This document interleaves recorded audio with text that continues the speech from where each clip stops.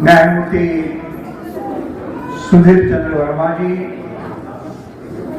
Major VK खरे जी, school के संस्थापक Raghuvansh Thakur ji, guide समाज कल्याण संस्थान के संस्थापक डॉक्टर इंदु सुभाष जी, मंचस्थ अन्य मान्यवर, आमंत्रित महानुभाव,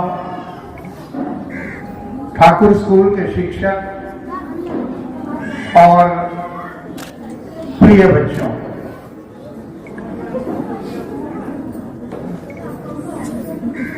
डॉक्टर इंदु सुभाष जी का व्यक्तित्व ऐसे है कि वो ज्येष्ठ पुरुषों को भी जोड़ती है, युवकों को भी जोड़ती है, महिलाओं को भी जोड़ती है और बच्चों को भी जोड़ती है। और 15 मिनट में यहाँ जो भी देखने के लिए मिला उसमें बच्चों को कैसे बढ़ाया जा सकता है या बुजुर्गों को किस प्रकार का उनका ख्याल किया जा सकता है या नेत्रदान जैसी बात कि अपने नेत्र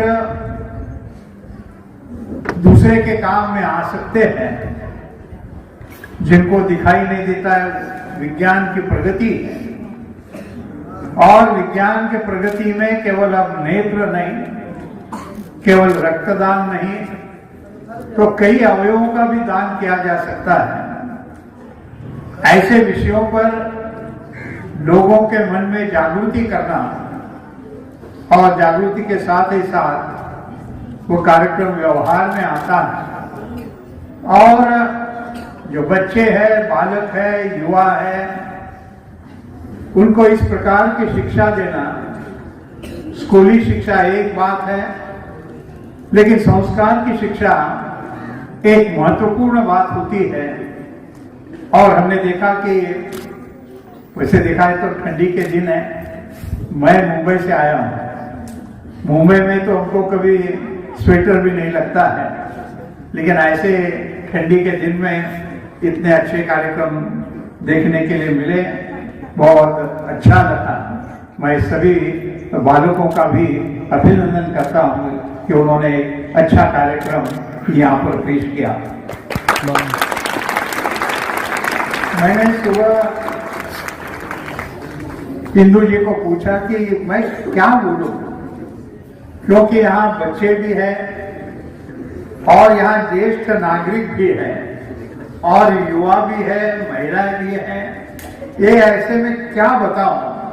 तो फिर उन्होंने कहा कि आपका जो किताब है वो किताब के बारे में कुछ बताएं तो थोड़ा अच्छा होगा, युवकों को वो किताब भी दिया है। तो मैं उसमें से ही कुछ बात आपके सामने बताने की कोशिश करूंगा, क्योंकि यह जो किताब है उसका नाम है चरैवेति चरैवेति। उसका अर्थ है चलते रहो, चलते रहो। और इस किताब की जो जन्म कथा है वो ऐसी है कि महाराष्ट्र में मराठी में एक सकाल नामक, सकाल यानी मॉर्निंग, सकाल नामक एक 80 साल पुराना पत्र है, अखबार है। और उन्होंने हम 4 लोगों को बताया कि आप अपने संस्मरण लिखिए। अब 4 में 4 पार्टी के लोग थे। कांग्रेस के सुशील कुमार शिंदे जो महाराष्ट्र के भी मुख्यमंत्री थे और केंद्र में गृह मंत्री भी थे, बाद में आंध्र प्रदेश में राज्यपाल भी थे। दूसरे शिवसेना के मनोहर जोशी, वो भी महाराष्ट्र के मुख्यमंत्री थे, केंद्र में लोकसभा के अध्यक्ष थे। तीसरे राष्ट्रवादी कांग्रेस के अध्यक्ष श्री शरद पवार जी, वो भी महाराष्ट्र के मुख्यमंत्री थे और केंद्र में रक्षा मंत्री थे, कृषि मंत्री थे। और चौथा भाजपा वाला मैं। अब मैं कोई महाराष्ट्र में मुख्यमंत्री वगैरह नहीं था, लेकिन मेरी कहानी संक्षेप में यह है कि एक देहात में, जिस देहात की आबादी 2000 थी, मेरे पिताजी शिक्षक थे। मैं नौकरी करने के लिए मुंबई में गया और राजनीति में चला गया, और राजनीति में चला जाने के बाद मुंबई से एक ही क्षेत्र से 3 बार मैं विधायक और 5 बार लोकसभा का सदस्य बना कि मुंबई के लिए एक दूसरे से वितरण। तो हमको उन्होंने कहा कि आप संस्मरण लिखिए, और एक रविवार को शरद पवार और मनोहर जोशी का संस्मरण आते थे, दूसरे रविवार को सुशील कुमार शिंदे का और मेरा था। उनका जरा जल्दी बंद हो गया, लेकिन मैं राज्यपाल था तो मुझे लिखने के लिए समय भी मिलता था। तो मैंने एक साल में 27 लेख लिखे, उसका ये पुस्तक बन गया। अब पुस्तक की कहानी बताकर फिर मैं चरैवेती पर आ जाऊंगा। पुस्तक की कहानी यह है कि पुस्तक तो मराठी में बन गया, लेकिन मुंबई में केवल मराठी भाषा नहीं चलती है, मुंबई में देश के कोने कोने से लोग आते हैं। तो फिर इस किताब का पहले दफे 4 भाषा में अनुवाद हुआ, गुजराती, हिंदी, उर्दू और अंग्रेजी। और राष्ट्रपति प्रणब मुखर्जी के हाथों से राष्ट्रपति भवन में उसका लोकार्पण हो गया। तो इस प्रकार से 1 और 4 5 भाषा हो गई। फिर उसका संस्कृत में अनुवाद हुआ, तो अभी के जो राष्ट्रपति है रामनाथ कोविंद जी, उनके हाथों से संस्कृत की जो राजधानी है काशी में उसका लोकार्पण हो गया।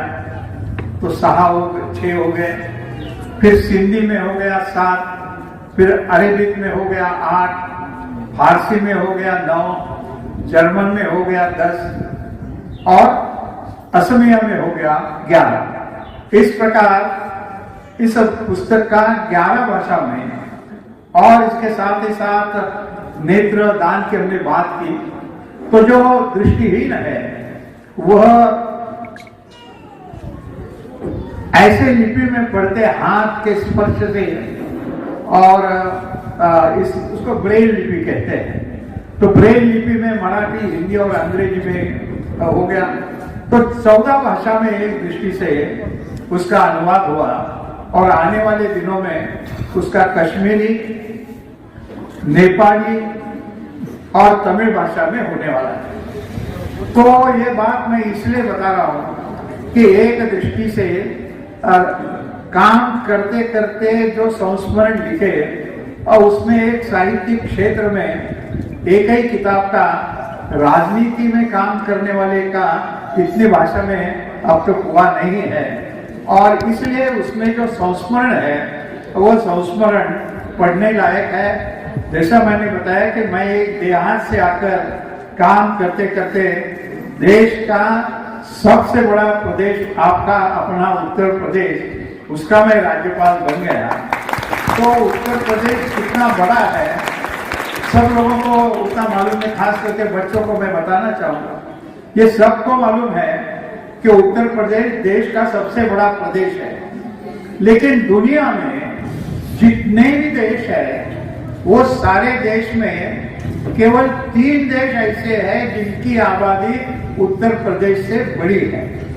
वो 3 देश है अमेरिका, चीन और इंडोनेशिया। ये 3 देश छोड़ दिए तो आप कोई भी देश का नाम ले लो, उसकी आबादी उत्तर प्रदेश से कम है। जापान, जर्मन, इटली, जो भी नाम लो वो उत्तर प्रदेश का अपना उत्तर प्रदेश बड़ा है। और ऐसे में ये जो संस्मरण मैंने लिखे हैं वो संस्मरण, एक संस्मरण खाली उसमें बताता हूं, और उस संस्मरण का नाम है सोए टोपी वालों को सबक। सब बच्चों को हमारे यहाँ स्कूल में मैं पढ़ा, पुराने रियासत का वो प्रदेश था, तो हमारे राजा को 2 बातों का विशेष एक सूर्य नमस्कार सबने डालने चाहिए। और चित्रकला भी करनी चाहिए। हमारे स्कूल में पहला पीरियड रोज 25 सूर्य नमस्कार डालने का होता था। अब आप कल्पना करिए, मेरी उम्र 85 है, 85 के ऊपर का कोई है क्या यहाँ? है? आप कितने हैं? 90। तो ये 90 है, उसके बाद मैं, लेकिन मैं ये बात इसलिए कह रहा हूं कि स्वास्थ्य, सूर्य नमस्कार पहली से 11वीं तक मैंने डाले तो मेरा स्वास्थ्य अच्छा नहीं रहेगा तो होगा क्या? सूर्य नमस्कार ऐसा व्यायाम है कि वो शरीर को और शरीर के साथ मन को भी ताजा रखता है, ताकतवान रखता है। और उसकी वो कहानी ये है कि हमारे राजा ने कहा कि सूर्य नमस्कार तो आप लोग डाल रहे, लेकिन आपने चित्रकला में भी अच्छा काम करना चाहिए। तो चित्रकला की परीक्षा, एलिमेंट्री ड्राइंग की परीक्षा थी, तो उसमें एक मेमोरी का चित्र आया निकालने के लिए। वो चित्र था एक टोपी वाला एक गांव से दूसरे गांव में जाकर अपनी टोपियां बेचने का काम करता था और वो पैदल ही जाता था। उन दिनों में कोई आज के जैसे साइकिल भी नहीं थी। तो टोपी वाला एक गांव से दूसरे गांव में जाते जाते रास्ते में उसको भूख लगी, साथ में रोटी भी थी, पेड़ भी दिखाई दिया, तो पेड़ के नीचे जाकर उसने रोटी खाना शुरू किया। और उस पेड़ पर बंदर थे, पेड़ पर बंदर थे, तो उसको लगा धूप है, जरा थोड़ा सो भी जाए, तो इसलिए वो सोया। तो सोने के बाद बंदरों ने सब ये देखा कि उसने डब्बे में से टोपी, तो बंदर ये जैसा सोया वैसे बंदर एक एक करके नीचे आए और उसके कटोरी से एक एक टोपी लेकर गए, ऊपर पेड़ पर चढ़ गए और अपने सर पर टोपी लगा दी। ये चित्र निकालो, ऐसे ही हमारी परीक्षा में आया। तो वैसे आप जानते हैं कि पेड़ निकालना है तो पेड़ निकालना कोई बड़ा मुश्किल नहीं होता है। ऐसा ऐसा करके ऐसा किया तो पेड़ आ जाता है, उसकी शाखाएं भी आ जाती है। मैंने पेड़ निकाला, शाखाएं निकाली, उस पर बंदर भी दिखाया। बंदर भी दिखाना थोड़ा मुश्किल नहीं होता है। एक पूंछ दिखाई और पेड़ में ऐसा कुछ दिखाए तो लगता है कि बंदर है। और सोया हुआ जो आदमी था वह निकालने की मैं कोशिश कर रहा था। तो सोए हुए आदमी के आंख निकालना चित्रकला में बड़ा मुश्किल काम होता है। तो मैंने निकाला, कोशिश किया, मुझे लगा कि अभी वो रबर से इरेज करते करते कागज कटने लगा। मेरे टीचर ने कहा कि अरे क्या तुम हेडमास्टर का लड़का हो, कागज फट जाएगा, फेल हो जाएगा, ऐसा उन्होंने कहा। तो मेरे मन में आइडिया आया और आइडिया में मैंने ऐसा आइडिया की कि एक चादर ली और वो सोए हुए आदमी पर मैंने चादर बिछा दी, सिर पर बिछा दी और केवल पैर दिखा के तेरा हुआ आदमी है, मैं परीक्षा में पास हो गया। अब ये बचपन की बात इसलिए है कि जो भी कठिनाइयां आएगी वो कठिनाई में से आगे जाने के लिए हमेशा सोचते रहना चाहिए और ऐसा जो सोचेगा वही आगे जा सकता है। ऐसी एक कहानी बिल्कुल बचपन में जो थी, ऐसे कहानी से लेकर राज्यपाल बनने तक जो भी हमने कुछ किया वो उसमें है, पढ़ने वाले जरूर थे। तो इससे लेकर जो काम है वो बाद में मैं सारा ही बताना नहीं चाहता हूँ कि मैं 3 बार विधायक था, 5 बार सांसद था, वो आपको बताया। लेकिन मैं दूसरी एक बात बताना चाहता हूँ।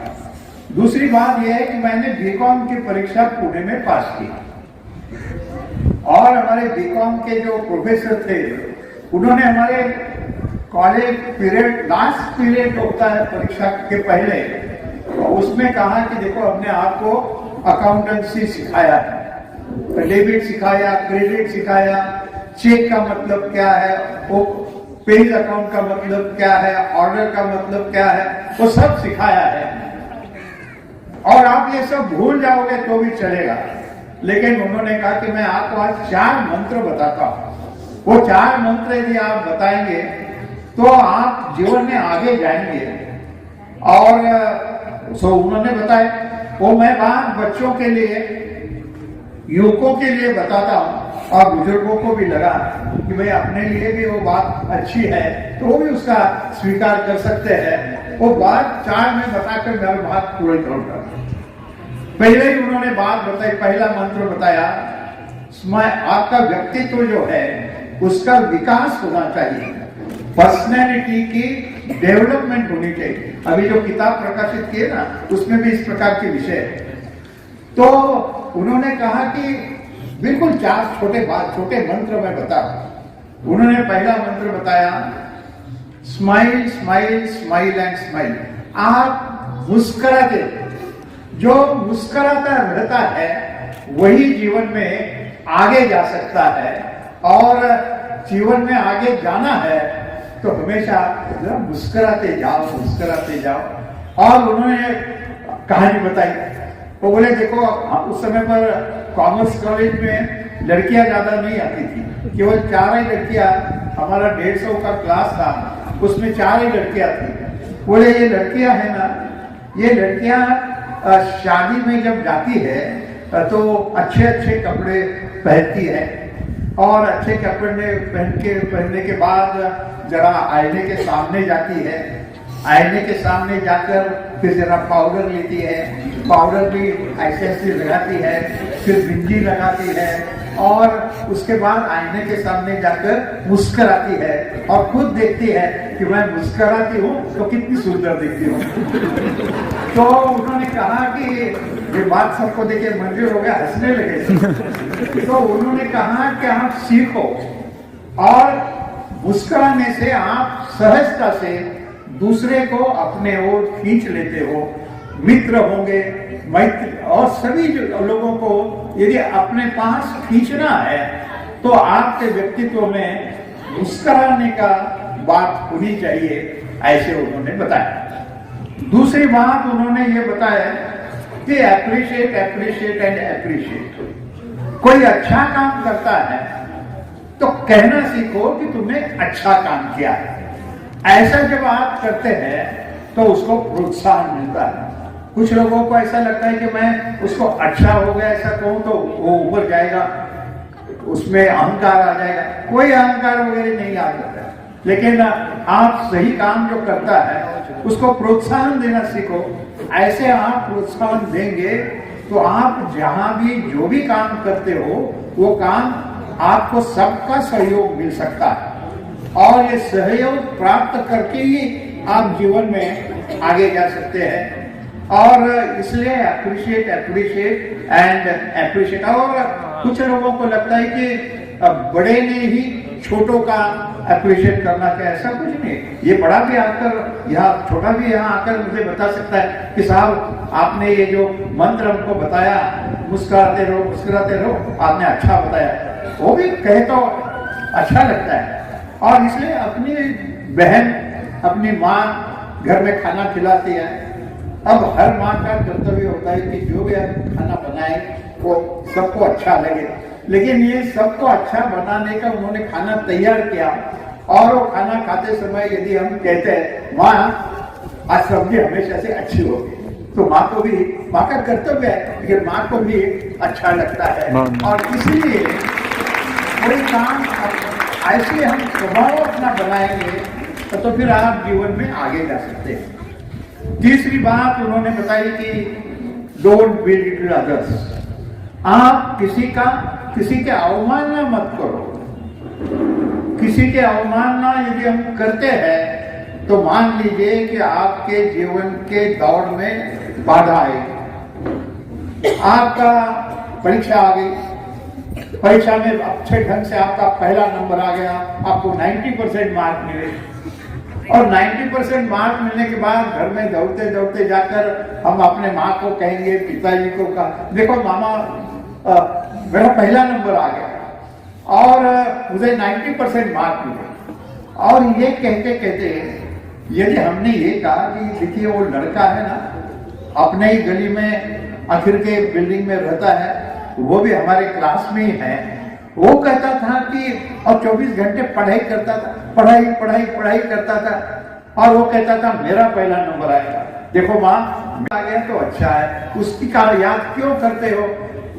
आपको 90% मार्क मिले, उसको 89% मार्क मिले, 1% से वो पीछे रहा, तो आप उसको क्या बदनाम कर रहे हैं? अपनी जो बात है वह अच्छी होनी चाहिए। इस प्रकार से यदि आप करते हैं, नहीं तो अहंकार आ जाता है, और अहंकार के जैसा कोई दुश्मन नहीं है।